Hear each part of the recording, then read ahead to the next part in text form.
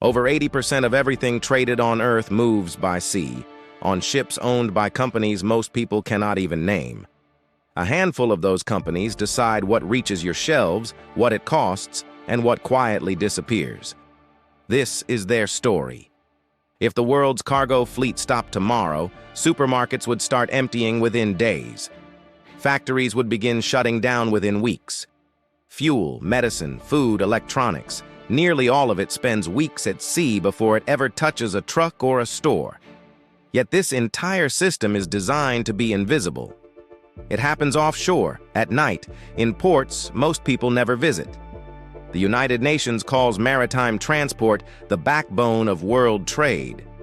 That is, billions of tons of cargo every year, moving through a network almost nobody understands or even thinks about. And this invisible machine was built by one boring invention: a steel box. A box that accidentally rebuilt the world. Because before the box, global trade was slow, expensive, and chaotic. After it, the planet itself seemed to shrink. To understand who controls the modern world, you first have to understand what that box did and the weakness it created. The Box 140. In 1956, an American trucking magnate named Malcolm McLean loaded 58 metal boxes onto a converted tanker called the Ideal X. Before that day, dock workers loaded ships by hand, barrel by barrel, crate by crate. A single ship could take a week. McLean's box changed the math. Cargo that cost nearly $6 a ton to load now cost about 16 cents. The container turned shipping into a conveyor belt.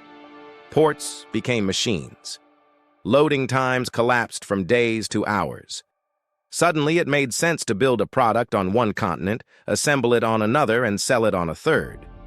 Cheap shipping built globalization. Your entire way of life exists because moving a television across an ocean costs almost nothing. But the box came with a hidden price. To move billions of identical containers, the system needed massive scale. Bigger ships, deeper ports, fewer routes. Every year, the world's cargo squeezed through fewer and fewer doors. Efficiency and fragility turned out to be the same thing. The system got faster and easier to break. Because when everything flows through the same narrow passages, you don't need to stop the world. You only need to block one. The choke points, 320. Look at a map of global shipping and the ocean disappears. Trade follows a few thin lines between continents.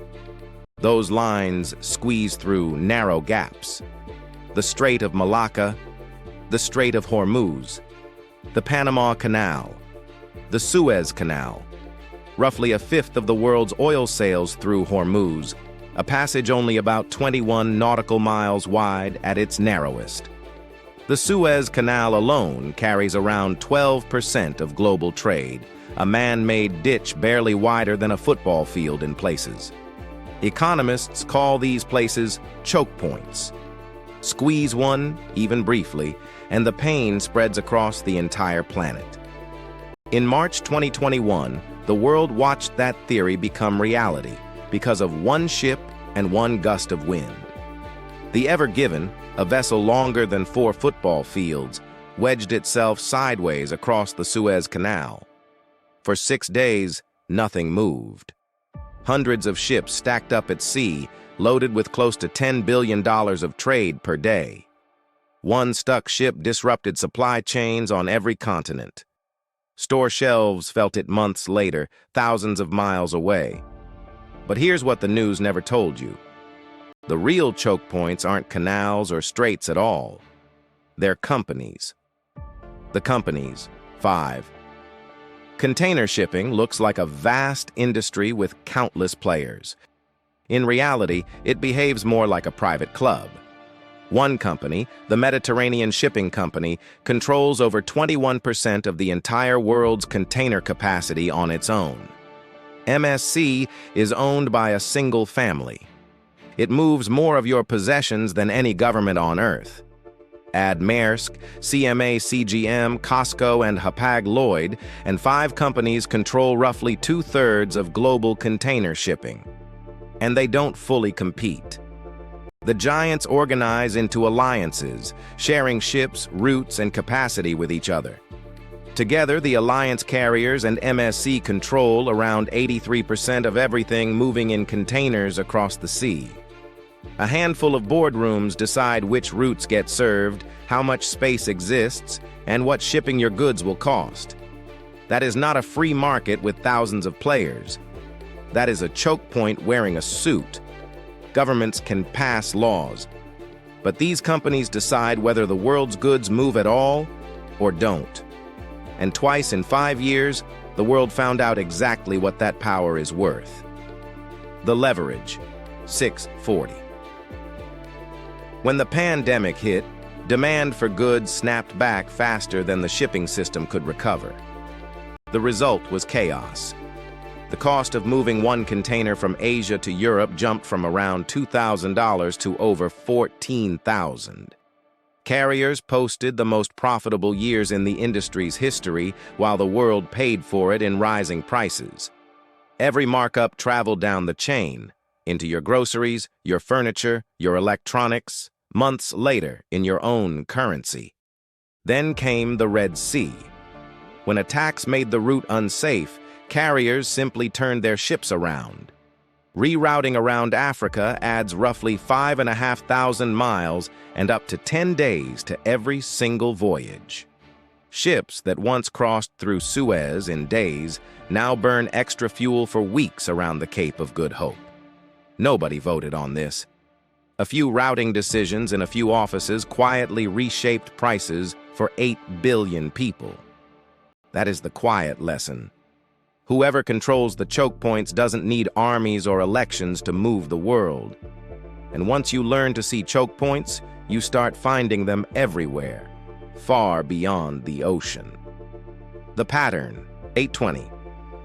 We imagine the global economy as a vast, decentralized machine that no one controls. That image is comforting and wrong. The modern world is a network, and every network has a few nodes that matter far more than all the others.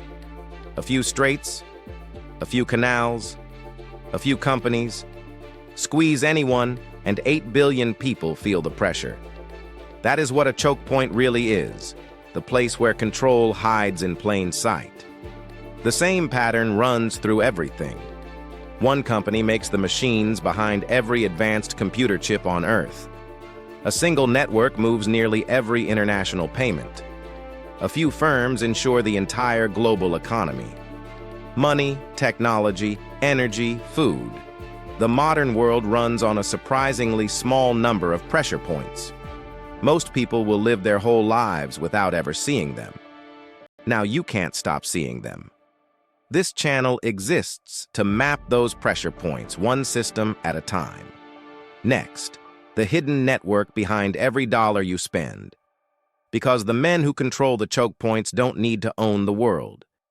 They only need to own the doors.